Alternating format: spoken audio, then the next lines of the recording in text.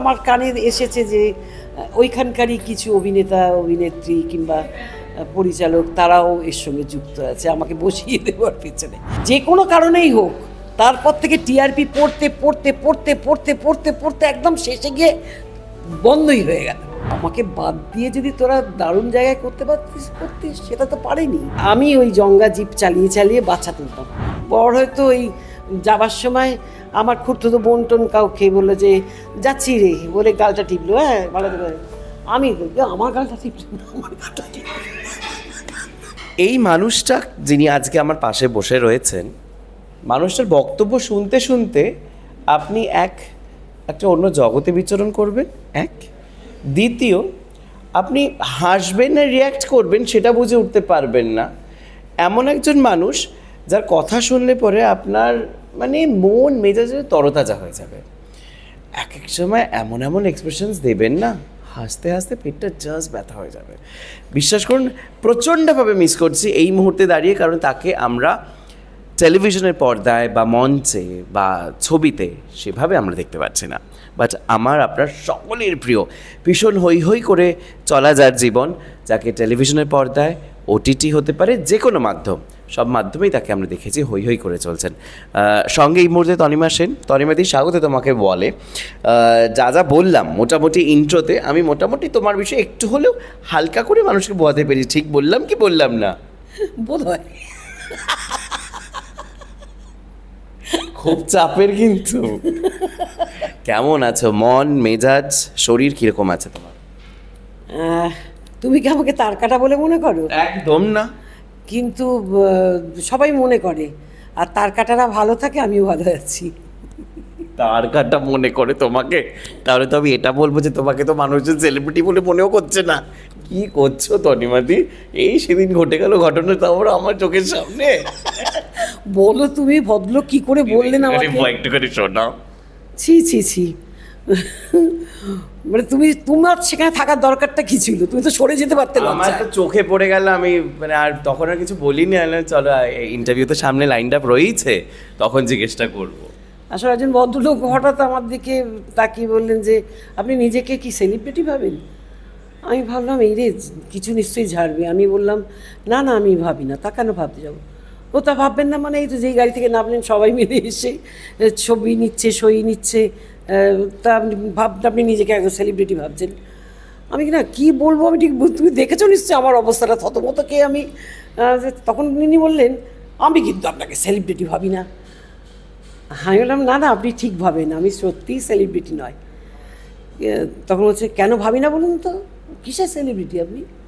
যে জবে থেকে দেখছি সেই একটাই বিয়ে করে বসে আছেন, না সিগারেট খান, না মদ খান, না রাস্তাঘাটে অ্যাক্সিডেন্ট হচ্ছে, না কিছু হচ্ছে, আপনাকে নিয়ে কোনো নচ্ছার কেলেঙ্কারি কোনো ব্যাপারই নেই। কিসের সেলিব্রিটি? আমি কি মুশকিল। ঠিকই তো বলেছে। হ্যাঁ ঠিকই তো বলেছে। পালাবো ভেবেছিলাম একবার, কিন্তু পালিয়ে তো আবার বুড়ো বয়সে ফিরে আসতে হবে, তার জন্য পালাই। লজ্জায় যে আবার সেই পুরনো লোকটার কাছে ফিরতে হবে। হ্যাঁ ছি ছি। আর সে তখন ভাবে যাকে বুড়ো বয়সে এসছে, রান্না বান্নাটা তো করে দেবে।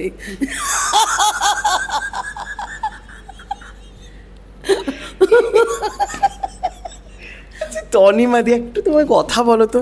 প্রত্যেক মানুষ, এই যে তুমি, প্রত্যেকটা মানুষের জীবনে কোনো না কোনো একটা দুঃখ কষ্ট কিছু না কিছু থাকে।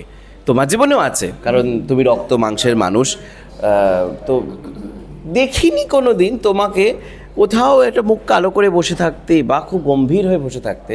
জীবনে যেরকম সময় এসেছে সেরকম তুমি কিন্তু হই হই করে এগিয়েছ, হাসতে হাসতে সব কিছু পার করেছ। আসলে হয় কি, কিরম যেন একটা দায়িত্ব এসে গেছে আমার ওপর, বুঝলে? মানে আমি মানেই একটু লোকে হাসবে। আরে আমার কোনো মন বলে কিছু নেই, তার কাটা হয়ে গেছে সত্যি করি, তাই জন্যে তো সবাইকে খুশি রাখতে। তারপরে দেখলাম এটা খুব ভালো, জানলে এখন ওই ইউটিউবের মাধ্যমে অনেক কথা শুনতে পাই, তো তখন দেখি অনেকে কী সব ওই ট্যারোকাট আছে, তারা আমাকে বলে, মানে তারা যখন বলে আর কি, এই যে তুমি সারা জীবন সকলকে আনন্দ দিয়ে এসেছো, এই যে সকলে তোমাকে দেখে এত খুশি হয়, এটাই একটা ভগবানের তোমার ওপর আশীর্বাদ। তাই আশীর্বাদ পেতে পেতে পেতে পেতে পেতে পেতে আমি একদম কুলের মতো বয়ে চলেছি, বুঝলে? এত আশীর্বাদ আমি রাখবো কোথায়? এইভাবেই সত্যি করে, কিন্তু এইভাবেই যে দূর আর ভালো লাগছে না, আর পারছি না, এই দাঁতে নিয়ে করে হাসা, ওমা পর মুহূর্তে এমন একটা সুন্দর ঘটনা ঘটে, তখন মনে হয় ভাগ্যিস বেঁচে আছি। এই দুদিন আগে ধরো, হ্যাঁ ঠিক দুদিন আগে মনটা খুব খারাপ ছিল। মন খারাপ হয় তোমার? না, মন কেন খারাপ হবে না? আমি কি তার কাটা বলে সত্যি তার কাটা নাকি? কি অন্যায় কথা, মন খারাপ হয় তোমার? মন খারাপ হবে না? খুব মন খারাপ হয়। তুমি কাঁদো? ওটা বলতে নেই। কাঁদি মানে আমি আমার মায়ের সঙ্গে খুব কথা বলি। মা নেই,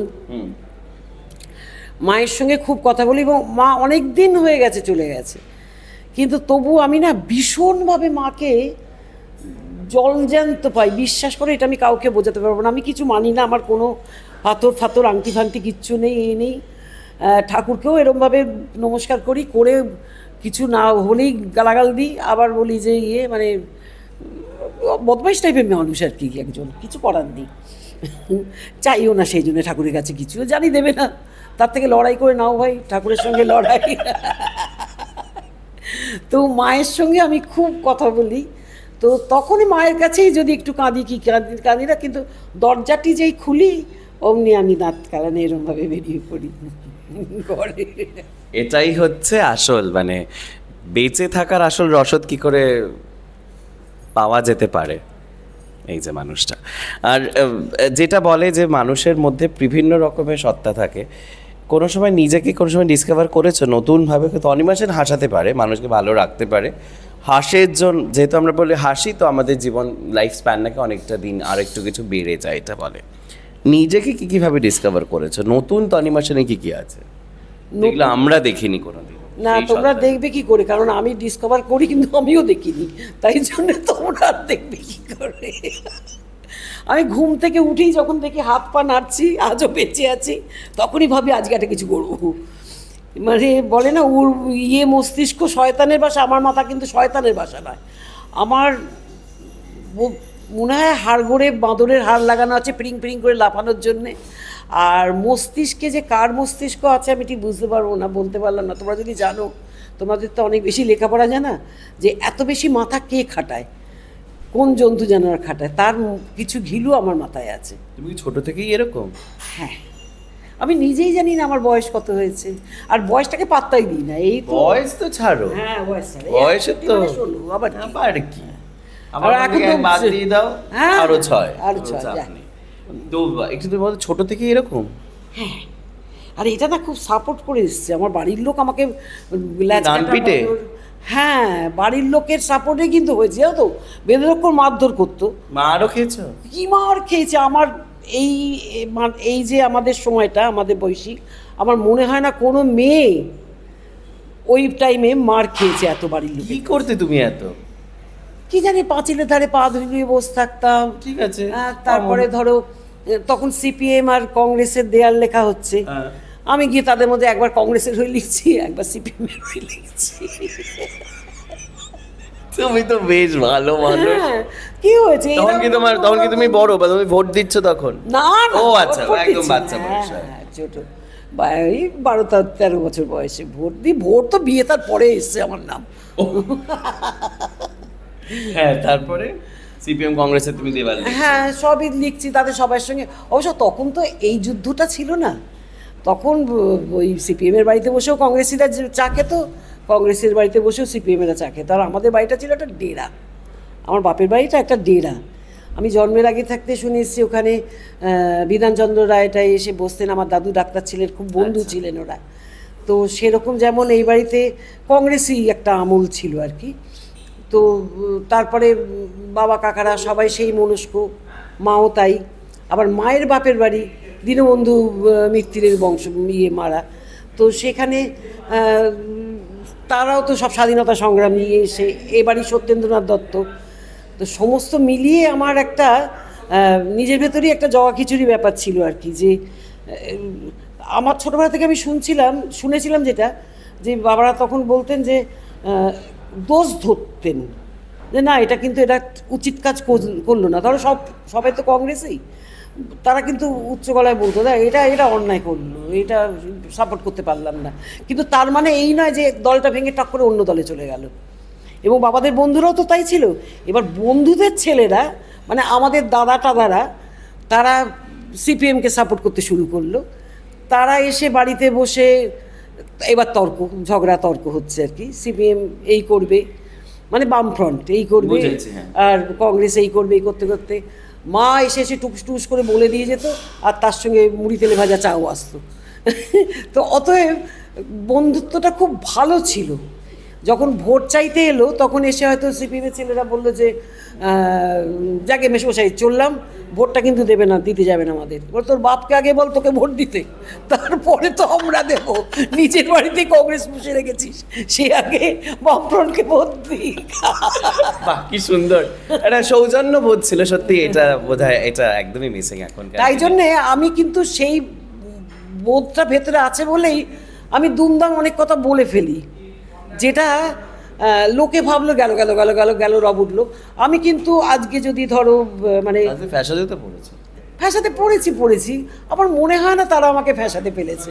এটাও একটা বোধ আমার, যে যেহেতু আমি সেই জিনিসগুলো দেখেছি, তাই জন্য আমি এত সহজে না মানুষকে বলতে পারি না যে ওর জন্য আমার এই ফ্যাসাদটা হয়েছে।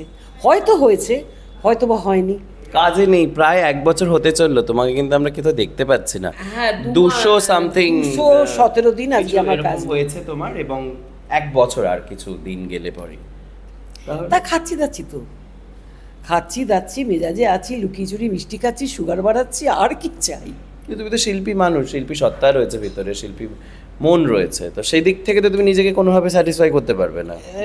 দেখো একটা কথা বলছি, আমি কিন্তু অভিনয় ছাড়িনি। আমি যে এখন বলবো যে ঠিক আছে আমি অন্য কাজ করে নেবো, সেটা কিন্তু আমি বলবো না। কারণ এই অভিনয়টা করেছি বলেই এবং টিভি সিরিয়াল করেছি বলেই আজও আমি, এই যে তোমরা এসে বসেছো, আজও আমি এখানে আছি। কারণ ওটা আমার ভালোবাসা, ওটা আমার পেট ভরার জায়গা। হ্যাঁ, শুধু ভালোবাসা দিয়ে তো কাজ হবে না, ওটা দিয়ে আমার পেট চলেছে এতদিন ধরে। হ্যাঁ, একটা ভুল করেছি, আমি অনেক কিছু জমিয়ে ফেলতে পারিনি। আরও কাজ করতে গেছি, একটা সিনেমা করেছি, সিনেমাতে বহু লাখ টাকা, 55, আমার জীবনে একটা 55 আছে, 55 লাখ ঢুকিয়েছি। তারপরে যদি লস হয়েছে না, টাকা ফেরত এসেছে? না, টাকা ফেরত এলে কি এখানে বসে বসে গল্প করতাম নাকি?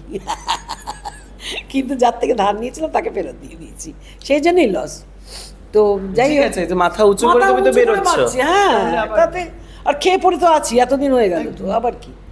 ও ঠিক আছে, সব ওপরওয়ালা দেবে, ওপরওয়ালা বলে একজন আছে, যতই গালাগাল দিই, যতই ইয়ে করি, আবার ঠিক লড়কেলেঙ্গে পাকিস্তান, এরকম একটা ব্যাপার আছে।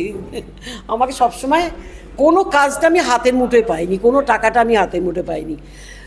কিছু না হোক অন্তত আজ পর্যন্ত জীবনে 100টা টিকিট কেটেছি লটারির। লেগেছে? হ্যাঁ, একবার 600 টাকা লেগেছিল, আর কিচ্ছু লাগেনি কোনো।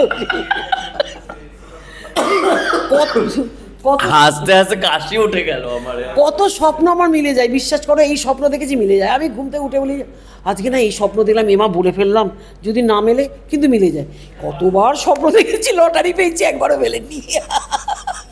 লটারি পাওয়ার স্বপ্ন। এরকম কোনো হিরো বা হিরোইনকে নিয়ে তুমি প্রেমের কোনো দৃশ্য করছে, এরকম কোনো স্বপ্ন তুমি দেখেছো? মানে আমার সঙ্গে হচ্ছে? তুমি তার সাথে প্রেমের দৃশ্য করছো, স্বপ্ন দেখেছেন, সেটা সত্যি হয়েছে? হ্যাঁ, পেছনটা দেখছিলাম বারবার করে, হিরোর সঙ্গে ছুটছি টুটছি, জাপটে ধরছে, তার মুখটা দেখতে পাচ্ছি না, এই কথা।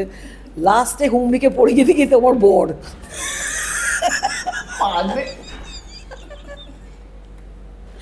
আমি ইন্টারভিউতে কি প্রশ্ন করবো আমি না বুঝতে পারছি না। আমি হিরোর পিছনটা দেখছি, দৌড়াচ্ছে বর, সামনে পড়লো, বরে দাঁড়া, আর কি হবে। তুমি বাড়িতেও এরকম হই হুল্লোড়ে বাঁচছো এরকম ভাই বাড়িতে? এতদিন ধরে বাঁচছিলাম, এখন একটু গম্ভীর হয়ে গেছি। কে বলেছে তোমায় গম্ভীর হতে? কেন? না, কে বলেছেন, আমাকে মনে হলো যে আমাকে এবার একটু গম্ভীর হয়ে বাড়িতে নিজে বড় হয়ে গেলে। হ্যাঁ, নিজেকে একটা জায়গায় রাখতে হবে আর কি। মানে ওই যে ওরা ভাবতে শুরু করেছে না আমি বুড়ো হয়ে গেছি, আমাকে দিয়ে আর কিছু হবে না। আর ঠিক সেই সময় দেখো কাজটা সব চলে গেছে, মানে বাড়ির লোক যে ভাববে, ঠিক ভাববে। তাই জন্য আমি এখন ভেবেছি একটা অন্য কাজ করব। সেই কাজটা আমরা কথা বলবো, সেই দারুণ একটা প্ল্যান করে ফেলেছে, সেটা আমরা অফ ক্যামেরা শুনেছি। এই যে তুমি কাজে ফিরছো না বা ফেরা হয়ে উঠছে না বা কোনো একটা কারণেই হোক, কোথাও কি তুমি মনে করো যে কোথাও একটা তোমার ভুল ডিসিশন, সেটা হয়তো সেই দিনকে যেই ভিডিওর পর থেকেই তোমরা আমরা দেখতে পাইনি, তুমি বুঝতেই পারছো আমি যেটা বলছি, কোথাও কি তোমার মনে হয়েছে হয়তো সেই দিনের সৌজন্য বোধের জায়গায় কোথাও? কেননা যারা আমাকে বলেছে যে তুমি এটা না বললেই পারতে, তুমি এটা না করলেই পারতে, আমি না ঘরে বসে বসে চিন্তা করেছি যে কেন আমি তো কিছু ভুল বলিনি। আমি তো এখানে যে থাকতো, যে পার্টির যে লোকই থাকতো, আমি তাকেই বলতাম, মানে যারাই ক্ষমতায় থাকতো আর কি, আমি তাকেই বলতাম, কারণ আমি তো ভুল বলছি না। আমি এখনও বলবো, আমার যদি মানে গুলি করে মেরে দেয় তবুও আমি বলবো যে আমি ভুল বলিনি। আমার অত নিজেকে নাম করবার জন্যও বলিনি। সেদিনকে একটা আচমকা দেখা হয়ে গেছিলো, তোমরা তো ছিলে সবাই, যে রাখির দিন, হ্যাঁ, আমার মনে হয় না যে ওখান থেকে হলে হতে পারে হয়তো, কিন্তু তাদের এত সময় নেই যে আমার পেছনে লাগবে। তো নিজেকে অত বড় ভাবি না আমি। হ্যাঁ, তারপর থেকে কাজ টাজগুলো কমে গেছে, কিন্তু সেটা তো আমার কানে এসেছে যে ওইখানকারই কিছু অভিনেতা অভিনেত্রী কিংবা পরিচালক তারাও এর সঙ্গে যুক্ত আছে আমাকে বসিয়ে দেওয়ার পেছনে। এবার আমি কাঠটা ধরি বলো, মিছিমিছি নিজেকে লোকের কাছে ইয়ে করার তো দরকার নেই। আমি যা বোঝার বুঝে গেছি। আমার একটা কুকুরের মতো একটা গন্ধ শোকার একটা ব্যাপার আছে, আমি ঠিক বুঝে যাই যে কে করছে বা করছে না করছে, এটা আমি বুঝে যাই। হ্যাঁ, একটা ভদ্রতা বোধ সেই জন্ম থেকে আছে, যার জন্য আমি ইয়ে করতে পারি না, বলতে পারি না, দূরে সরাতে পারি না, কিন্তু আমি বুঝি। এখনো তাদের সাথে যোগাযোগ আছে বা কথা হয়? তুই বুঝতে পারো? খুব কম কথা হয়, কারণ তো এটা তো বন্ধই হয়ে গেছে এখন। তুমি দূরত্ব তৈরি করে নিয়েছো না এখন পুরোপুরি তাদের সঙ্গে, তুমি বুঝে গেছো যে বুঝে গেছি ব্যাপারটা। সব থেকে মজার কথা কি, আমাকে যেখান থেকে বসিয়ে দেয়া হলো একদম, যে এই চলতে শুরু করছিলাম বোধহয়, ঘরে জল নিয়ে গেলাম নাকি আসছি বলে গেলাম, তারপর আর এলাম না তো এলাম নাই। এবার তারা কিন্তু সেই যে পড়তে শুরু করলো, এটাও কিন্তু ঈশ্বরের একটা আশীর্বাদ, যে কোনো কারণেই হোক। তারপর থেকে টিআরপি পড়তে পড়তে পড়তে পড়তে পড়তে পড়তে একদম শেষে গিয়ে বন্ধই হয়ে গেল। এবার আমি বলছি না যে আমাকে নাইনি বলে পড়েছে, তার কিন্তু নয়, কিন্তু কাকতালীয় হয়ে তো গেল যে আজ থেকে আমাকে বাদ দিল, পরের সপ্তাহ থেকে টিআরপি পড়তে শুরু করলো, টিআরপি পড়তে পড়তে পড়তে পড়তে বন্ধই হয়ে গেল। এটা তো আমি চিরকাল একটুখানি করে ঘুরে বেড়াবো। একদম থাক, আমাকে বাদ দিয়ে যদি তোরা দারুণ জায়গায় করতে পারতিস, সেটা তো পারেনি। আচ্ছা, তুমি বিয়ের পরে তুমি অভিনয় জগতে এসছো, খুব কি সহজ ছিল না? বাড়ির সাপোর্ট ছিল? ইন্ডাস্ট্রি যখন এসছো তখনকার ইন্ডাস্ট্রি কীরকম ছিল? এখনের ইন্ডাস্ট্রিতে প্রচুর এই কাস্টিং কাউচ, মিটু, বিভিন্ন রকম কিছু আছে, তখন তোমার সেই সময় ছিল যখন তুমি এসেছিলে? ছিল, নিশ্চয়ই ছিল তো বটেই। প্রথম কথা হচ্ছে, ইন্ডাস্ট্রিতে তখন যারা ছিল তারা কিন্তু খুব চালাক লোক ছিল, আমি মনে করি, কারণ তারা বুদ্ধিমান ছিল, তারা কাজটা বুঝতো। তারা দুদিন তোমাকে টোকা দেবে, ধরো প্রডিউসার কি পরিচালক দেখবে যে এই মেয়েটা আমাকে পাত্তা দেবে না, কিন্তু কিংবা ওই ইয়ে নয় যে আমি যেভাবে হোক কাজ নামায় পেতে হবে, সেই নেচার নয়। এইবার সে যখন কাজটাই চাইবে, তখনই একমাত্র এই মেয়েটির সঙ্গে লেগে থাকবে যে কাজটা করব বাবা। আর যারা ভেবেছিল যে দুদিন একটু ঘুরে গাড়ি নিয়ে ছেড়ে দেবো, তারা কিন্তু সব এমনিই সরে যাবে। এটার জন্য বেশি দিন অপেক্ষা করতে হয় না, বা আমাকে তো হয়ই নি, কিছু দিনের মধ্যেই রটে গেছিল যে আমি একটু অন্য টাইপের। তখন তো আমার বয়স কম ছিল, তখন আমি দেখতে ভালো ছিলাম, তখন রেগুলার আমি কিন্তু গাড়ি করেই ইন্ডাস্ট্রিতে ঢুকেছি, এই নয় যে গাড়ি কিনেছি ইন্ডাস্ট্রিতে ঢোকার পরে। আমার বর আমাকে গাড়ি করে নিয়ে পৌঁছে দিয়ে গেছে, এবং আজও আমি লালবাল করি রাস্তায়, মানে আমি ঠিক গাড়ি টাড়ি ছাড়া আমি মানে ওই ঠাক করে উঠে পড়লাম, টাক করে চলে, এত যে ফটফট করে কথা বলছি। আমি বাসে টামে করে প্রচুর গেছি, কিন্তু একজন কাউকে নিয়েছি। তুমি আগে চাকরি করতে অভিনয় করার আগে? না, চাকরি। আচ্ছা, আমি ব্যবসা করতাম, গাড়ি চালিয়ে বাচ্চা তুলতাম। আমাদের ব্যবসা তুলতে মানে? হ্যাঁ, এটা একটা ব্যাপার। আমার বর ছিল হচ্ছে ইউনিয়ন কার্বাইডে কাজ করতো। আচ্ছা। তো আমার বর বুঝতেই পারছে, একটু মানে আধখ্যাপা না হলে তো বিয়ে হবে না। Love marriage? ওই প্রায় আর কি বাড়িতে ধরে অনেক তখন ছিল, তার সঙ্গে মা দেখলো যে এই লোকটা বেশ ভালো টালো আছে, এই ছেলেটা একটু গম্ভীর টম্বির আছে। অনেকগুলো ভাই বোন ছিলাম তো, তো ওই বরটা তখন ভালো অভিনয় করছে, আমার থেকে ভালো অভিনেতা, তখন খুব ভালো অভিনয় করেছিল, জানো তো, মানে এ মেয়েকে আমি মাথায় তুলে রাখবো একদম, খুব রেখেও তো। হ্যাঁ ঠিক আছে, আমার সেই নিয়ে কিছু বলার নেই। আর এমনটার টাইমে ধরো বিয়ে হয়েছে, এই আমরা ধরো একসাথে সব, মানে বর যখন এসেছে আমাকে বাড়ি থেকে নিতে, বাড়িতে আমি বাপের বাড়িতে ছিলাম, তখন হয়তো আমি আবার বাড়ির পুরনো ওই ফ্রকটকগুলো পরেই খেলছিলাম। এবার বর হয়তো ওই যাবার সময় আমার খুঁড়তো বোন টোন কাউকে বললো যে যাচ্ছি রে বলে গালটা টিপলো, হ্যাঁ ভালো করে, আমি আমার গালটা টিপলো না, আমার গালটা টিপলো।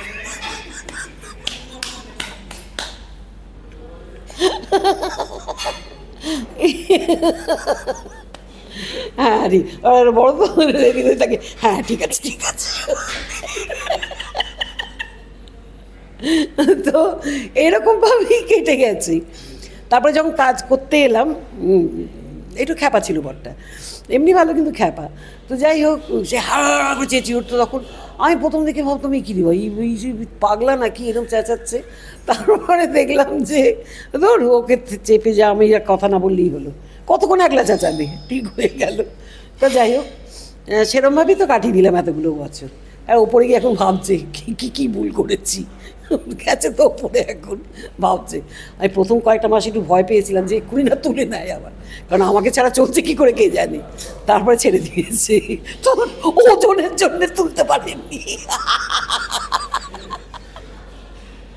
তুমি মানে বোঝা যায় যে একটা মানুষের মধ্যে যদি ওই জিন্দা দিলি, যদি যেটাকে আমরা হিন্দিতে বলে থাকি, যদি সেটা না থাকে, সেটা সে হাজার চেষ্টা করলেও এরকমভাবে হই হই করে বাঁচা যায় না। এটা ইজ ভেরি ইম্পর্ট্যান্ট। আর আমরা কি সামনে দেখতে পাচ্ছি তোমাকে, খুব সামনে কিছু আসছে তোমার? একটু অন্য রূপে দেখবে আমাকে, সেটা আমি একটু দর্শকদের বলি। দেখুন, আপনাদের জন্য কিন্তু আজকে আমি তনিমা সেন হয়েছি। এই যে এতগুলো বছর কাটিয়েছি, এতগুলো বছর কাটিয়ে দিয়েছি, সেটাকে শুধুমাত্র আপনারা আমাকে রেখেছেন বলে। কারণ আমার সঙ্গে না প্রডিউসারদের ভাব আছে, না পরিচালকদের খুব ভাব আছে, কারোর সঙ্গেই নেই। যখন দরকার পড়েছে তখন ওরা নিতে বাধ্য হয়েছে আমাকে, কিন্তু আপনারা সব সময় আমাকে অ্যাকসেপ্ট করে নিয়েছেন যে কোনো পার্টিতে। তো এই যে আপনারা আমার সঙ্গে চলছেন, তার জন্যে আমি আপনাদের হাত ধরে এবার আরেকটা নতুন জগতে নিয়ে যাব। আমি একটু অন্য কাজ করব, যেটা দেখবেন যে আপনাদের সকলের খুব ভালো লাগবে। আর আমার ওপর একটু এতদিনে নিশ্চয়ই ভরসা জন্মেছে যে কাজটা আমি ভালো করেই করব। আমি একটু আঁকার নিয়ে, মানে আমি আঁকতে পারি না, আমার তুলি ধরলে তুলিটা এরমভাবে হয়ে যায়, কিন্তু এদিকে হয়ে যায়। যাই হোক, তো কিন্তু আমি আঁকার জন্যে পাগল। যেমন আমার গলায় সুর নেই, আমি গানের জন্যে পাগল। আমি ঘুম থেকে উঠি হেমন্ত, চোখ বন্ধ করতে যাই হেমন্ত। আমরা জানি যে তুমি আগে, মানে অভিনয় করার আগে তোমার একটা অন্য পেশা ছিল, এবং সেই পেশাতে আমরা জানি যে স্কুলে বাচ্চা পৌঁছে দিতে, যেতটুকু আমরা আন্দাজ করতে পেরেছি, বুঝেছি তোমার থেকে শুনে শুনে, একটু তুমি বলবে প্লিজ কেমন ছিল? আমরা সল্টলেকে থাকতাম তখন আর কি। সল্টলেক তখন গজাচ্ছে, ঘাস ফুলেতে রয়েছে আর কি, ঘাস ফুল নয়, কাশ ফুলেতে, কাশ ফুলেতে, কি মুশকিল। যাই হোক, তো সেখানে না তখন গাড়ি বাস টাসগুলো খুব কম চলতো, তো ওই অনেকক্ষণ দাঁড়িয়ে থেকে থেকে একটা আসতো। তা আমাদের একটা জঙ্গা জিপ ছিল তখন, জঙ্গা জিপ বুঝতে পেরেছো তো, দার্জিলিং টার্জিলিংয়ে চলতো, ওই জঙ্গা জিপ ছিল। তো সেই জঙ্গা জিপ ছিল, একটা হিন্দুস্তান ট্রেন গাড়ি ছিল, একটা হিন্দুস্তান ট্রেন। আচ্ছা। তো ওখানে যখন থাকতাম তখন কয়েকজন মিলে এসে বলে একটু বাচ্চাটাকে একটু পৌঁছে দেবেন, এখানটা একটু পৌঁছে দেবেন এ করে। অ্যাকচুয়ালি কিন্তু এই স্কুল বিজনেসটা আমাদের ওই সল্টলেকের ওই মানুষগুলোই করিয়েছিল। তারাই একদিন বাড়িতে এসে বললো কি যে একটা কাজ করুন না, রোজ যদি একটু পৌঁছে দেন, আমরা তেলের টাকাগুলো এই করে দেবো, এরকম করবো। 35 টাকা, মাত্র 35 টাকা করে এক একটা বাচ্চা, বুঝলে? সেই বাচ্চা নিয়ে আমরা স্কুলে পৌঁছতে শুরু করলাম সল্টলেকের ভেতরে। আর আমার বর হিন্দুস্তান ট্রেন নিয়ে দুটো বাচ্চা, একটা দাদুকে নিয়ে সল্টলেকের বাইরে চলে যেত, আর আমি ওই জঙ্গা জিপ চালিয়ে চালিয়ে বাচ্চা তুলতাম। সব মায়েদের সামনে থেকে বাচ্চাকে আমরা কোলে বসাতাম, তারপরে ওই মায়ের কাছে গেলে এই বাচ্চাটাকে নামিয়ে দিয়ে ওই মায়ের বাচ্চাটাকে নিয়ে কোলে বসাতাম। আর একজন হেল্পার থাকতো, সে আর গঙ্গাজির চালে করতে করতে যেতাম, তখন চেহারা একদম কম বয়স, ঝাগড়া ঝাগড়া চুল। তো ঠিক আছে চলো, এই করে করে করে করে একটা ব্যবসা করে ফেললাম আমরা, আমি আমার বর ব্যবসা করে ফেললাম। কত বছর চললো? মানে এই তো বর চলে গেল, ব্যবসাও মানে এখন বিয়ে করে দিলাম। আচ্ছা, তারপরে আমার নাতি টুকটাক একটু চালাচ্ছে আর কি। আচ্ছা, ওটা এখনো আছে? হ্যাঁ, বিজনেসটা আছে। তো এখন তো আর সেই যুগটা নেই, কারণ এখন এত মাস হয়ে গেছে, এত হয়ে গেছে, বিভিন্ন কিছু প্রচুর রকমের পুলকার, বাচ্চারা সব ঠান্ডা গাড়িতে যাবে, এই গাড়িতে আসবে, নানান ধরনের ব্যাপার। তাই জন্যে আর বর্তমানে ঠিক আছে, নাম ছিল একটা ভালো নাম, খুবই সুনামের সঙ্গে ব্যবসাটা ছিল, ব্যবসা করা হয়েছে, তার ইয়েটা এখনও ভোগ করছি। কিন্তু তখন আমি ওই মস্তানি করে বাসে বা জঙ্গা জিপে বাচ্চা তুলতে তুলতে চালাট করতে করতে যেতাম।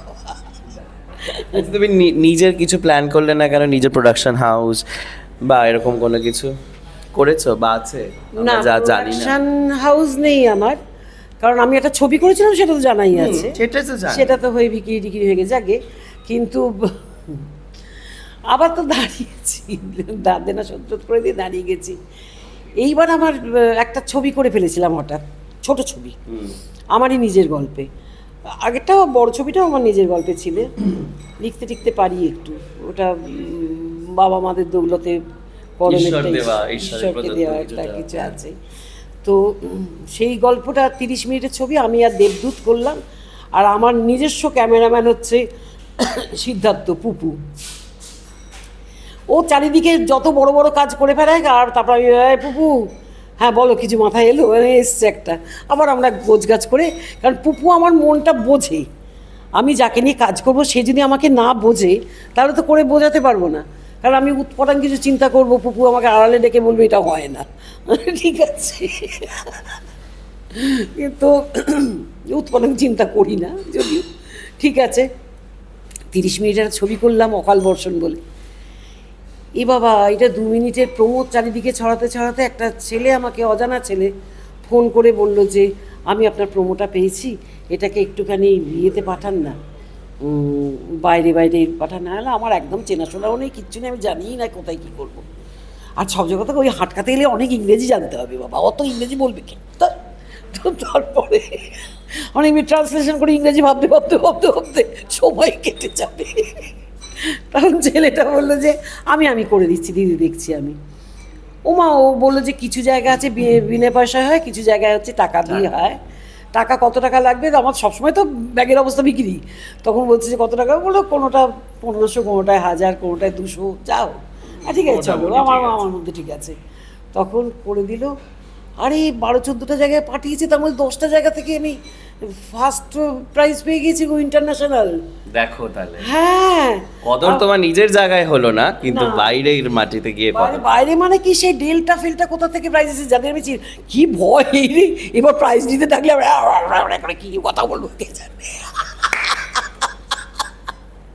আরে একবার বাইরে যাচ্ছি, আমার সামনের যে লোকটা দাঁড়িয়ে আছে জাপানি, তার ইন্টারভিউ নিচ্ছে ওই ইয়েতে, এয়ারপোর্টে, সে নিচ্ছে। আমি ভাবছি এই লোকটা কি ভাষায় কথা বলবে, আমি না এরকম মুখে পেছনে আমি আছি, আর দূরত্ব থাকে তো, আমি একটু ঝুঁকে পড়ে তাকে দেখছি। ওই সাহেবটা ওকে কী জিজ্ঞেস করছে, আর এ না বলে যাচ্ছে। আমি ভাবলাম দুজনের দুটো ভাষা, তো সে তোমার ভাষা বোঝার আশা দিয়েছি। জলাঞ্জলি লোকটা চলে গেল, আমি গিয়ে দাঁড়ালাম, চোখ ফুক দেখলো, দেখে আমাকে কী জিজ্ঞেস করলো কে জানে, বললো হ্যাঁ আপনাকে খুব সুন্দর দেখতে। আমার ছোটোবেলা থেকে ইচ্ছে ছিল একটা সাহেবকে বিয়ে করবো, কিন্তু ইংরেজি যায় না বলে বিয়ে করতে পারিনি। ছেড়ে দিল, আমাকে চলে গেলাম, এই তো জীবন। তুমি এটা বলে দিলে? হ্যাঁ, আমি গড়গড় করে বাংলা একদম এই কথাগুলোই বললাম। আমি বাকরুদ্ধ, আমার কিছু বলার নেই, এরপরে আমি আর কি বলতে পারি। হ্যাটস অফ তনিমাদি, এই যে ভালো থাকার মন্ত্র যে তুমি একটার পর একটা দিয়ে যাচ্ছ না, বিশ্বাস করে আই এম শিওর যে যারা ওই প্রান্তে আছেন তারা হো হো করে হাসছেন আমারই মতন। দিদি, তোমার নতুন একটা কাজ আসে, যদি তুমি সেই বিষয় নিয়ে আমাদের ওয়ালের যারা দর্শক আছে তাদেরকে একটু তুমি জানো। হ্যাঁ, আমি সরাসরি দর্শকদের বলি, আসলে আমি এগোচ্ছি একটা কাজ নিয়ে, কতটা করতে পারবো আমি জানি না। আপনাদের পাশে থাকাটাই আমার সব থেকে বড়, কারণ এত বছর ধরে আপনারা আমার পাশে আছেন বলে আজকে আমি কিন্তু তনিমা সেন হতে পেরেছি। এটা কিন্তু শুধুমাত্র দর্শকদের জন্য, অদ্ভুতভাবে আপনারা আমাকে নিয়েছেন। তো এবার আমি আপনাদের হাত ধরে একটা নতুন জগতে নিয়ে যাব। অভিনয়টা হয়তো তার ভেতর থেকে একটু জড়িয়ে থাকবে, কারণ তাকে আমাকে অ্যাঙ্কারিং করতে হবে। সেটা হচ্ছে একটা নতুন শিল্প জগৎ, আকার শিল্প, হ্যাঁ, যেখানে আপনারা একটা অদ্ভুত গন্ধ পাবেন। পুরনো কলকাতা, ঠাকুরবাড়ি, আমাদের যামিনী রায়, নন্দলাল বসু, আবার এখনকার বিখ্যাত বিখ্যাত কিছু মানুষ যারা ছবি আঁকেন, আবার যারা চেষ্টা করছে বড় হবার ছেলে মানুষ, তাদের আমি একটা নতুন পথে হাঁটার চেষ্টা করছি। আপনারা কিন্তু আমার সঙ্গে থাকবেন। মানে টেকনিক্যালি বলা যেতে পারে একটু তুমি ইউটিউব চ্যানেলের মাধ্যমে তুমি আমাদের কাছে পৌঁছে যাচ্ছ, এবং লোকের তোমাদের ঘরে ঘরে। সাহায্য চাই। একদম, আমরা আছি। আর এরকম নানান এন্টারটেইনমেন্টের রেগুলার ডোজ যদি মিস না করতে চান, তো তাহলে অবশ্যই চোখ থাক দি ওয়ার্ল্ড নিউজে, কারণ খবর এখন এখানেই।